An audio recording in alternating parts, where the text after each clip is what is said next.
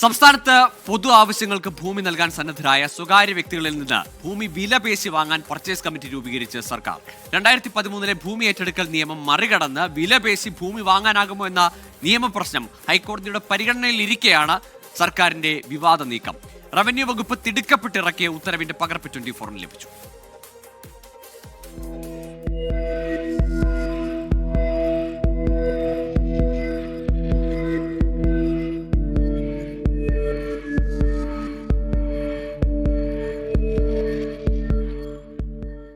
പൊതു ആവശ്യങ്ങൾക്ക് ഭൂമി നൽകാൻ സന്നദ്ധരായ സ്വകാര്യ വ്യക്തികളിൽ നിന്ന് വിലപേശി ഭൂമി വാങ്ങാൻ സംസ്ഥാനതല ജില്ലാതല പർച്ചേസ് കമ്മിറ്റികൾ രൂപീകരിച്ചു.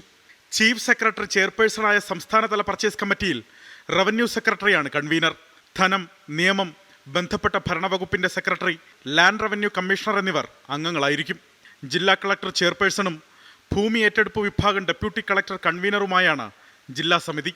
കളക്ടറേറ്റിലെ ഫിനാൻസ് ഓഫീസർ, ഭൂമി വാങ്ങുന്ന സ്ഥാപനത്തിന്റെ സാമ്പത്തിക തീരുമാനങ്ങൾ എടുക്കാൻ അധികാരമുള്ള വകുപ്പിന്റെ അതോറിറ്റിയുടെ പ്രതിനിധി, ഒന്നിലധികം ജില്ലകളിലായി സ്ഥിതി ചെയ്യുന്ന ഭൂമിയെങ്കിൽ ബന്ധപ്പെട്ട ജില്ലകളിലെ കളക്ടർ നാമനിർദ്ദേശം ചെയ്യുന്ന ഡെപ്യൂട്ടി കളക്ടർ, ഭൂമി സ്ഥിതി ചെയ്യുന്ന പ്രദേശത്തെ തദ്ദേശ സ്ഥാപന സെക്രട്ടറി എന്നിവരാണ് ജില്ലാതല സമിതിയിലെ അംഗങ്ങൾ.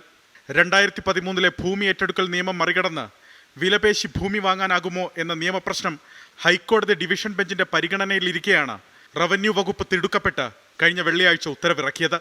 വിവിധ വികസന പദ്ധതികൾക്ക് നിലവിൽ സ്വകാര്യ ഭൂമി ഏറ്റെടുക്കുന്നത് 2013 കേന്ദ്ര നിയമപ്രകാരമുള്ള നടപടിക്രമങ്ങൾ പാലിച്ചാണ്. എന്നാൽ ഇത് പദ്ധതികൾ പൂർത്തിയാക്കാൻ കാലതാമസം ഉണ്ടാക്കുന്നുവെന്നാണ് സർക്കാർ വിലയിരുത്തൽ.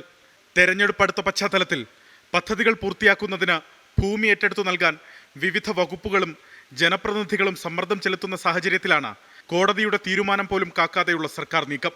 പർച്ചേസ് കമ്മിറ്റികൾ രൂപീകരിച്ചതിനു പിന്നാലെ വില നിശ്ചയിക്കേണ്ട നടപടിക്രമങ്ങൾ വിശദമാക്കി കഴിഞ്ഞ ബുധനാഴ്ച റവന്യൂ സെക്രട്ടറി സർക്കുലറും പുറത്തിറക്കിയിട്ടുണ്ട്. ഹൈക്കോടതി തീരുമാനം കാക്കാതെയുള്ള സർക്കാർ നീക്കം വലിയ വിവാദങ്ങൾക്ക് തിരികൊളുത്തിയിട്ടുണ്ട്. വികസന പദ്ധതികൾക്ക് വിലപേശി ഭൂമി ഏറ്റെടുക്കാനുള്ള അധികാരം പർച്ചേസ് കമ്മിറ്റികൾക്ക് നൽകുന്നത് അഴിമതിക്ക് വഴിവെക്കുമെന്ന് പ്രതിപക്ഷം ആരോപിക്കുന്നു. അലക്സ് റാം മുഹമ്മദ്, 24, തിരുവനന്തപുരം. പൊതുജനം കഴുതയല്ല സാർ.